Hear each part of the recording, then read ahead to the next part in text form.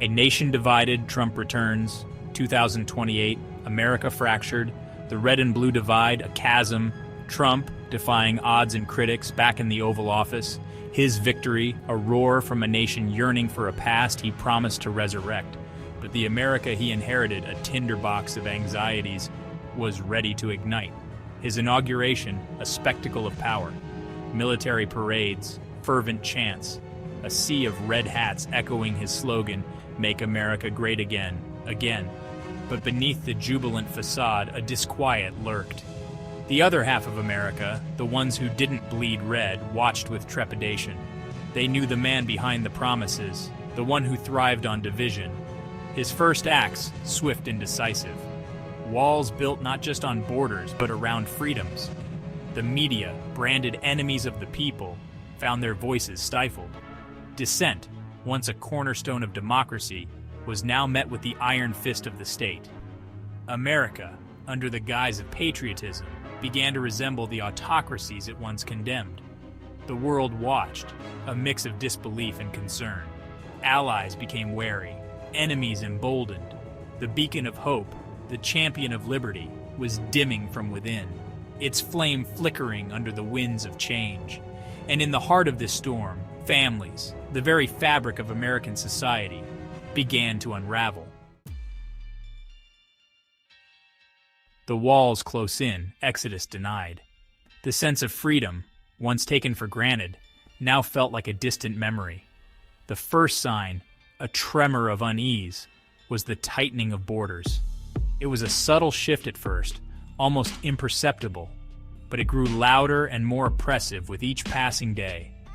Gone were the days of the American dream, beckoning those seeking refuge or opportunity.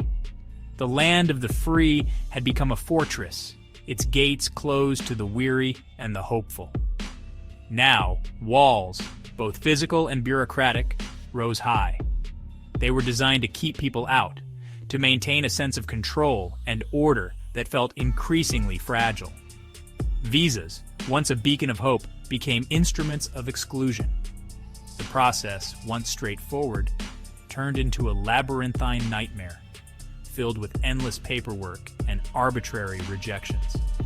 Then came the whispers, stories shared in hushed tones, tales of families torn apart, of lives upended overnight, spread like wildfire, people disappearing in the dead of night. Neighbors would wake to find empty homes, the occupants spirited away without a trace. Activists, journalists, anyone deemed a threat to the new order vanished. Their voices, once loud and defiant, were silenced, leaving a void that echoed with fear. The lucky ones, they said, found themselves on planes, stateless and stripped of their belongings, dumped back to the countries they once fled. They were the fortunate few, spared the worst of the new regime's wrath.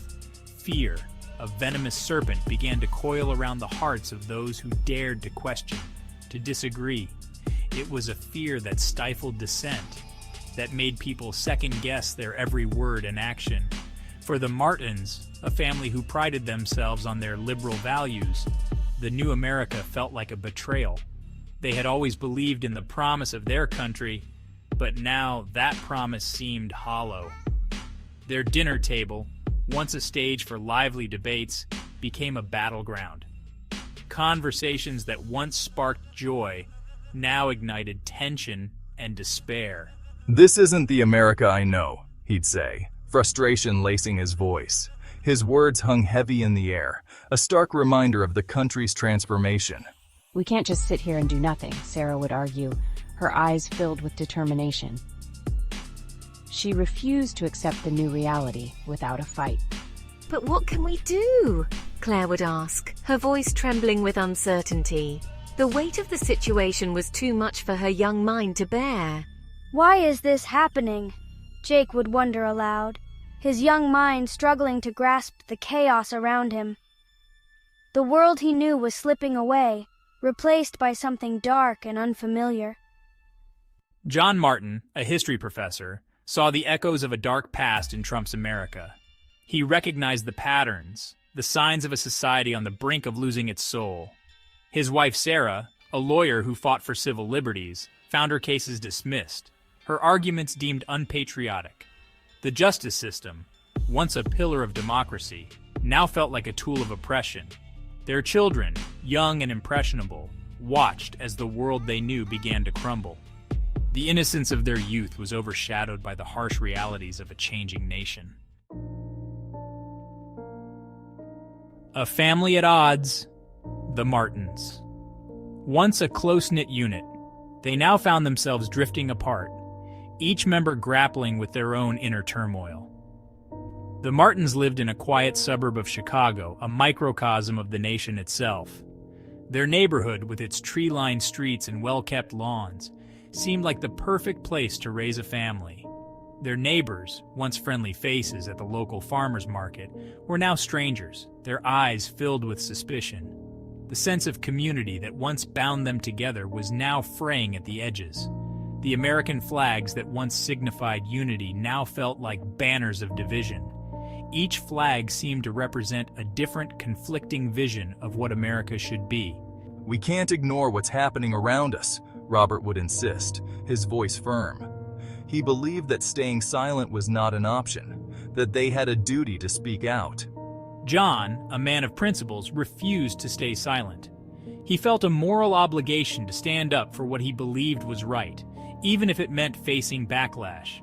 He spoke out against the injustices, the erosion of rights, the growing climate of fear. His speeches were filled with passion and a deep sense of urgency. His voice, once respected in academic circles, was now drowned out by the chorus of blind loyalty that seemed to have gripped the nation. It was as if reason and logic had been replaced by a fervent, unthinking allegiance.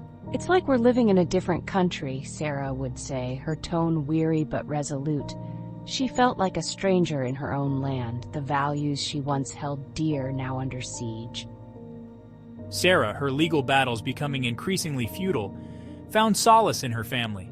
Despite the external chaos, she tried to create a sanctuary within their home. But even within the walls of their home, the cracks were beginning to show. The tension was palpable, and the once warm and inviting atmosphere had turned cold and distant. Their eldest, Emily, a college student, surprised them with her fervent support for Trump's policies. Her enthusiasm was a stark contrast to the rest of the family's growing disillusionment. "He's making America strong again," Emily argued, her eyes shining with a conviction that chilled her parents. She believed in the promise of a renewed, powerful nation. "He's protecting us from those who want to harm us." Her words were filled with a sense of urgency and fear, a reflection of the divisive rhetoric she had absorbed. Her words, a parrot's mimicry of Trump's rhetoric, stung John and Sarah.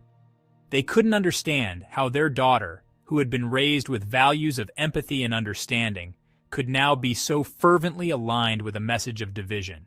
How could their daughter, raised on tolerance and understanding, embrace this new America? The question haunted them, a constant reminder of the ideological chasm that had opened up within their family. The question hung heavy in the air, a constant reminder of the chasm that had opened up within their family and their nation. It was a silent, unspoken tension that seemed to grow with each passing day, leaving them all feeling more isolated and disconnected. Fault lines appear. Thanksgiving 2028. Thanksgiving, a time for family and gratitude, arrived like a cruel joke that year. The Martins, their faces etched with worry, went through the motions of the holiday. The aroma of roasted turkey and pumpkin pie filled the air, but it couldn't mask the tension that crackled between them. Emily, home from college, was a constant reminder of the divide that had cleaved their family. Her phone, a lifeline to the echo chamber of right-wing media, buzzed constantly. She spoke of fake news, of the deep state, her words a constant assault on her parents' values. "Don't you see what they're doing?" she'd rant, her voice shrill. "They're trying to destroy our country." John, his patience wearing thin, would try to reason with her, to appeal to the values he'd instilled in her. "Emily, please, let's just have a peaceful dinner," he'd plead, his voice tinged with desperation. But his words fell on deaf ears. Emily, her mind poisoned by the constant barrage of propaganda, saw him as the enemy, a traitor to the cause. Thanksgiving dinner that year was a somber affair, the silence punctuated by Emily's angry outbursts and her parents' weary sighs. The warmth of family, the comfort of tradition, couldn't penetrate the icy grip of fear and division that had settled over the nation and their home. Each glance exchanged at the table was loaded with unspoken words, a silent acknowledgement of the chasm that had grown between them. Sarah, Emily's mother, often found herself on the verge of tears, mourning the loss of the close-knit family they once were.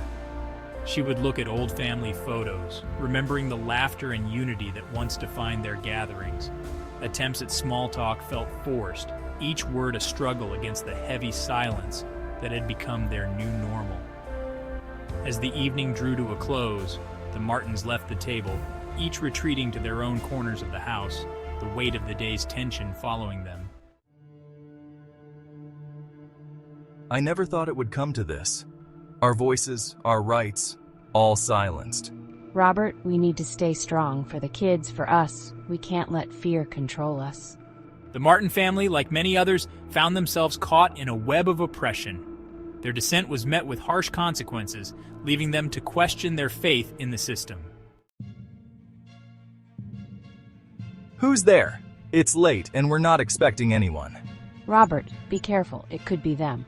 With a heavy heart, Robert approached the door, knowing that the knock could change their lives forever.